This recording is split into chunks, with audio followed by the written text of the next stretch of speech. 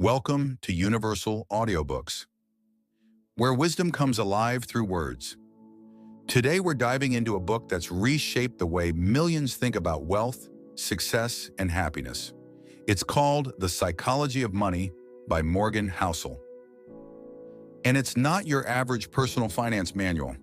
There are no investment charts, no stock tips, and no overnight success formulas.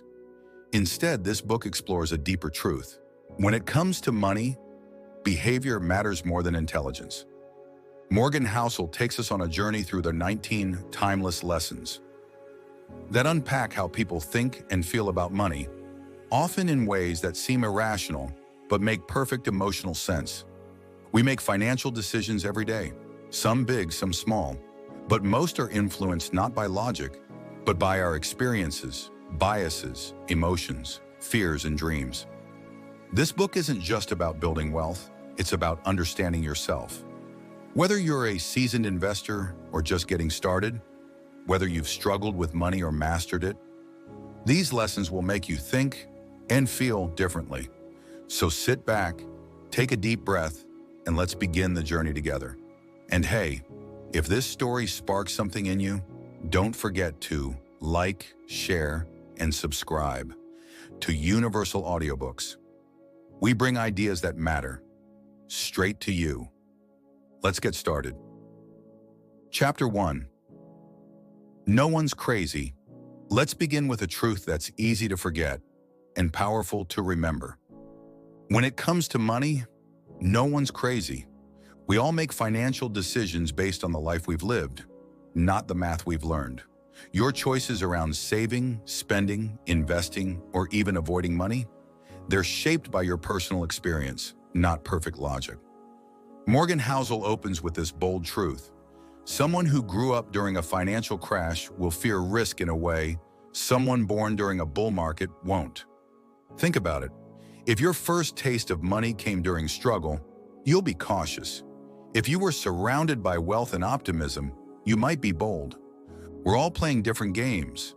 Some people are day trading, others are saving for retirement, and some just want to stay afloat. But we often judge others through our own lens, forgetting that they're not wrong. They're just playing a different game. The message? Before you judge someone's money habits, pause and ask, what did they live through that I didn't? Because in the world of money, empathy is more valuable than judgment. Coming up next, Chapter 2, Luck and Risk. The two invisible forces that shape every outcome and why they're more powerful than we realize. So let's talk about the two biggest wildcards in money, luck and risk. We love neat stories. We love to believe success happens because hard work and failure comes from bad decisions. But the truth? It's messier. Success often involves luck, being in the right place at the right time. Failure often involves risk, things going wrong beyond your control. Take Bill Gates. Brilliant, yes, but also lucky. He attended one of the only high schools in America with a computer in the 1970s. Right place, right time, right spark. Now compare that to Kent Evans, Gates' close childhood friend, equally smart, who tragically died in a mountaineering accident before adulthood. Brilliant and unlucky. Housel reminds us, we cannot understand someone's financial success or failure without accounting for luck and risk. This doesn't mean hard work doesn't matter. It means we need to be humble, acknowledge that outcomes aren't always fair or replicable. So when you see someone win big, don't blindly copy them. And when you see someone fail, don't immediately judge them. Approach both with curiosity, not certainty. That's real financial wisdom. Coming up next, Chapter 3, Never Enough. A powerful lesson about greed, restraint, and knowing when to stop chasing more. Let's slow down for a moment and ask, how much is enough? In a world that glorifies more money, more status, more power, we often forget the value of enough. This chapter introduces us to people who had everything and lost it all, chasing just a little more. Take Rajat Gupta, a billionaire, respected, admired, but he wanted more. So he crossed the line into insider trading. He had enough, but it wasn't enough, and he lost everything. Or Bernie Madoff, who could have walked away with wealth beyond measure, but didn't. He built a lie so big it collapsed, taking lives and legacies with it. Housel says it best. The hardest financial skill is getting the goalpost to stop moving. Knowing when to stop, knowing when to say, this is enough. That's not weakness, that's wisdom. Enough is freedom, enough is peace, enough is sustainable. When you define your own enough, you protect yourself, not just from greed, but from regret. So the next time you feel that tug for more, ask, is it worth the risk of losing what I already have? Because the best wealth strategy might not be chasing more. It might be protecting what you already built. Coming up next is Chapter 4, Confounding Compounding, a magical force that builds wealth quietly, and why most people ignore it until it's too late. Now let's talk about the quiet magic of getting rich and staying rich. Compounding is one of the most powerful forces in finance. But here's the twist, it's not exciting, and that's exactly why most people overlook it. Morgan Housel shares a mind-blowing fact. Warren Buffett made $81.5 billion of his $84.5 billion net worth after the age of 65. Not because he picked the hottest stocks, but because he stayed invested for over 75 years. Good investing isn't necessarily about making good decisions. It's about consistently not screwing up. The magic of compounding only reveals itself over time and requires something that's deeply underrated: patience. In a world chasing instant wins, compounding asks you to wait, trust, and stay the course. It rewards those who are consistent, not those who are flashy. So whether it's money, relationships, skills, or habits, remember, small gains, compounded for decades, lead to extraordinary outcomes. Next up, Chapter 5, Getting Wealthy versus Staying Wealthy. What builds wealth is not what preserves it, and most people mix them up. Chapter 5, Getting Wealthy versus Staying Wealthy. Here's the million-dollar question. Are you prepared to stay rich once you get there? Building wealth takes boldness, risk-taking, ambition, and grit. But keeping wealth? That takes something else entirely: humility and fear. Housel tells us, getting money requires taking risks. Keeping money requires humility and a bit of paranoia. Look at stories of people who hit it big, only to lose it all. Why? Because the same risk-taking that built their fortune eventually destroyed it. Staying wealthy means appreciating luck, respecting uncertainty, and avoiding ruin at all costs. It means having a margin of safety, not maxing out your risk just because you can, not assuming the good times will roll forever. If getting rich is an act of offense, staying rich is all about defense. And in life, like in sports, the best players know when to switch between the two. Chapter 6, Tails, You Win. Let's flip a coin, because sometimes your entire fortune depends on one lucky toss. In this chapter, Housel introduces us to a concept that's often misunderstood in investing and in life: tail events. In statistics, a tail is a rare event, the outlier, the one-in-a-million shot. And here's the thing, most big success stories, they come from those rare tails. Anything that is huge, profitable, famous, or influential is the result of a tail event. Think about it. Disney made hundreds of films, but a handful, like Frozen or The Lion King, earned most of its profits. Venture capitalists fund dozens of startups, but just one unicorn pays for the rest. The same goes for your own life. You don't need to be brilliant every day. You just need a few good decisions, or even one great one, to tip the scales. What matters is being in the game long enough to catch a tail. So don't be discouraged by failures or slow progress. Success might be hiding in your next flip of the coin. Chapter 7, Freedom. If money could buy only one thing, let it be this: freedom. Forget yachts and private jets. Housel says the most valuable form of wealth is the ability to control your time. Freedom means waking up and choosing how to spend your day. It means saying no without fear. It means not trading your life for a paycheck. Controlling your time is the highest dividend money pays. Studies show that people with more autonomy, even if they earn less, tend to be happier. because money buys happiness only when it buys you back your time. So instead of chasing riches just for status or stuff, ask yourself, what would my life look like if I had complete control over my time? That's the kind of wealth worth building. Up next, Chapter 8. Man in the Car Paradox. Why chasing status rarely brings admiration and often backfires. Here's a wild truth. Nobody's impressed with your stuff the way you think they are. Housel shares a funny insight. When someone drives a luxury car, we don't admire them. We imagine ourselves in that car. People tend to want wealth to signal to others that they should be liked and admired. But in reality, those signals rarely work. Status symbols don't earn admiration. They often spark envy or disconnection. The man driving the Ferrari might think people are admiring him.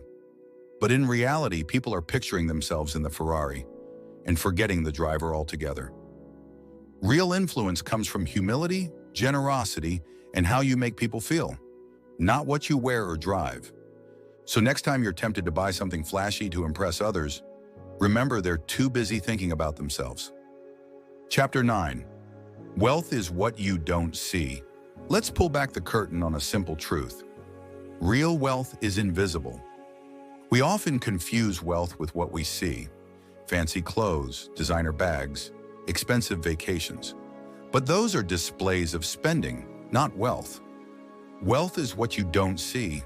It's the cars not purchased, the watches not worn, the vacations not taken.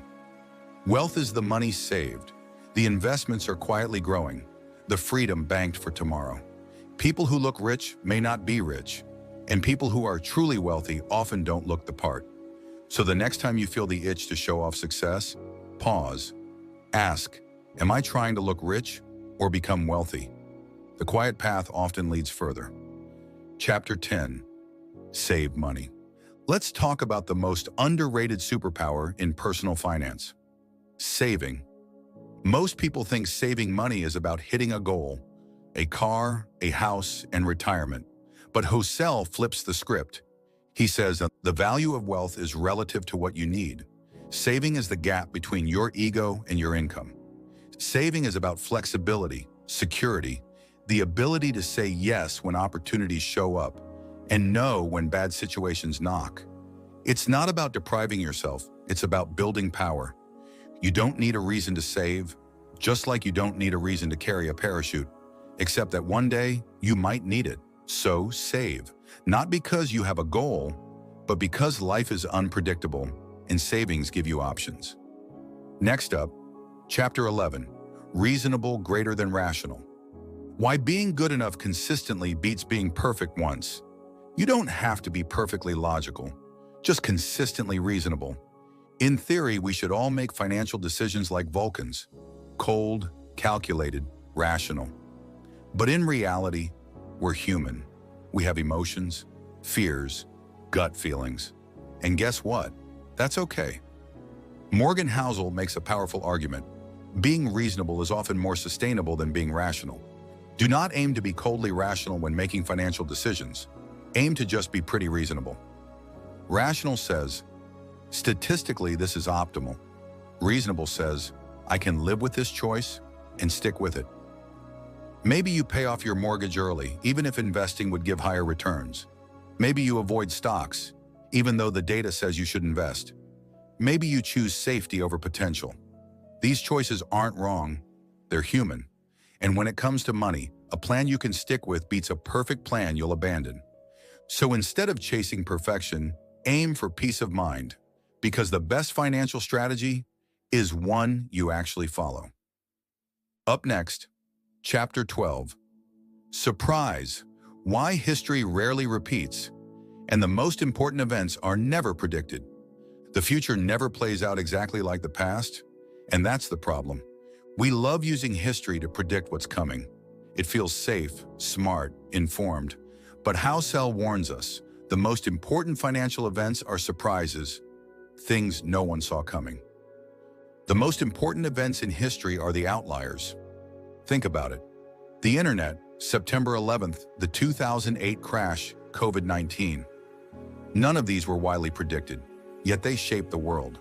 That's why relying only on data from the past can be dangerous. The past is useful, but only if you know its limitations. So instead of betting on certainty, bet on flexibility.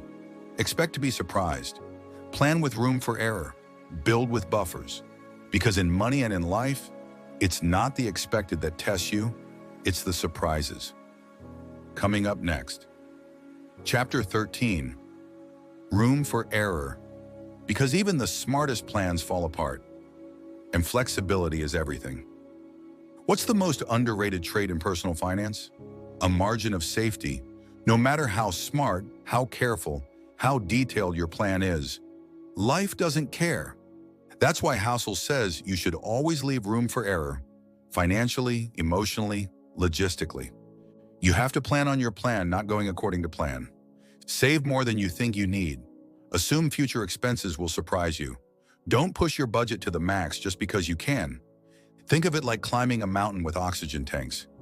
You hope you never need the extra air, but if something goes wrong, it could save your life. Room for error isn't fear, it's wisdom.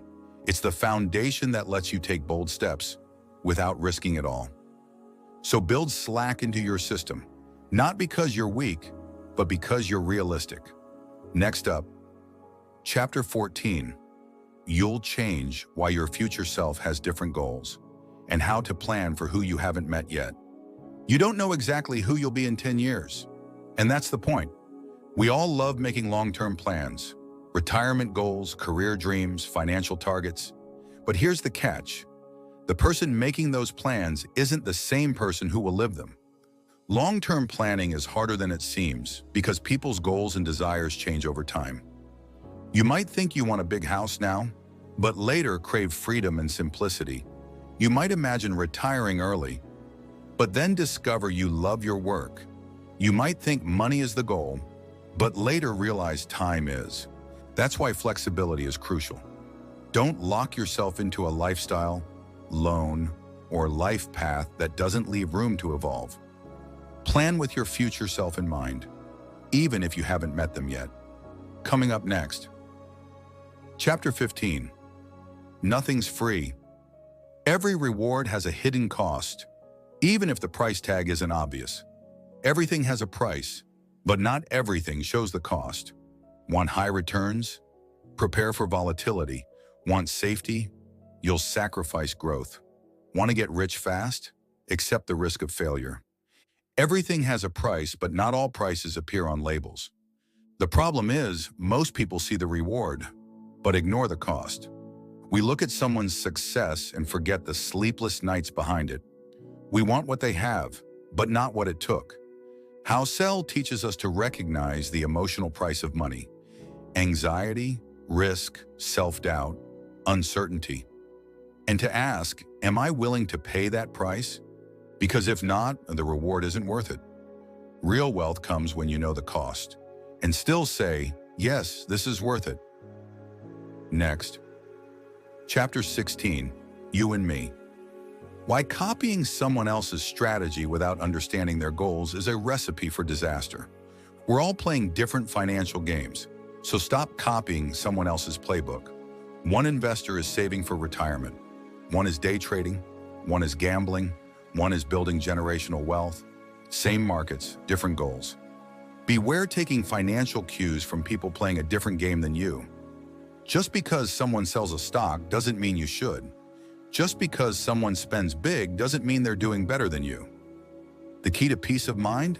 Define your own game and stick to it. Because success isn't about beating someone else. It's about winning your own race.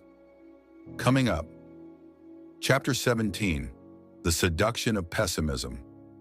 Why bad news sounds smarter and why that can hurt you in the long run. Negativity feels wise, but it's often just fear in disguise. Say something optimistic and people smile. Say something pessimistic and people nod with respect. Pessimism just sounds smarter. It's more believable. But here's the truth. The world gets better over time, slowly, quietly, with setbacks. Pessimism shouts. Progress whispers. That's why you need to tune out the noise. Stay invested. Stay hopeful. Because optimism isn't blind, it's resilient. The future belongs to those who believe it's worth building. Coming up, Chapter 18, When You'll Believe Anything. The most dangerous financial decisions are often made in desperation. Desperation makes you vulnerable, and that's when the worst choices happen. When the stakes are high and the fear is real, we become emotionally fragile. That's when scams work. That's when bubbles grow. That's when people throw everything into a dream, because reality feels unbearable. Everyone has a price, and sometimes that price is avoiding pain. The solution? Awareness. Know your emotional limits. Build a margin of safety. Don't chase promises that seem too good to be true, because when you're scared, your brain looks for comfort, even if it's irrational. Stay grounded, stay skeptical, stay sane. One last chapter to go. Chapter 19, You're Not Alone. Your financial decisions impact more people than you think. Money is personal, but never private. Your choices ripple outward. Your kids are watching, your peers are learning, your community reflects your behavior.